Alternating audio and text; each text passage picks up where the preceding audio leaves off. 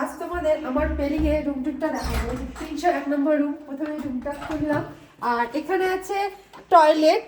আর toilet এই যে সুন্দর, টয়লেটটাও সুন্দর, দেখে নাও। টয়লেটটা গিজার আছে, সমস্ত কিছুর ব্যবস্থা রয়েছে। খুব সুন্দর টয়লেটটা দেখিয়ে দিলাম।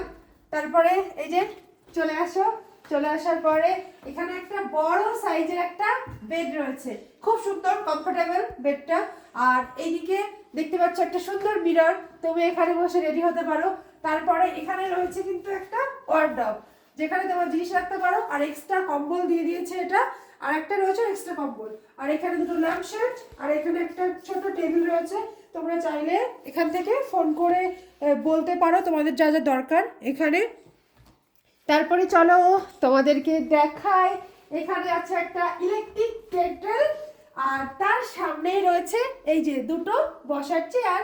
আর এখানে বসে বসে তুমি বাইরের প্রাকৃতিক সৌন্দর্যের ভিউ নিতে পারবে। বাহ, দারুণ দারুণ। এখানে দুটো পর্দা দেওয়া ছিল, আমরা পর্দাটা খুলেছি। আর পাহাড়ি সৌন্দর্য মানে এই যে।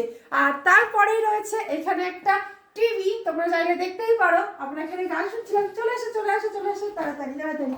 আর সব থেকে সুন্দর এই জায়গাটা, এই যে ব্যালকনি। আর এখান থেকে কিন্তু দেখা যায় কাঞ্চনজঙ্ঘার ভিউ। যেহেতু এখন আকাশ মেঘলা রয়েছে একটু, তাই আমরা কাঞ্চনজঙ্ঘার ভিউটা দেখাতে পাচ্ছি না।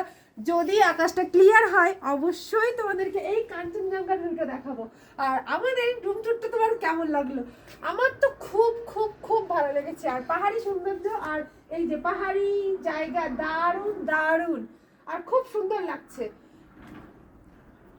একটু দেখে নাও চারিপাশটা, তোমাদের কেমন লাগলো? আমার তো ভীষণ ভীষণ ভালো লেগেছে।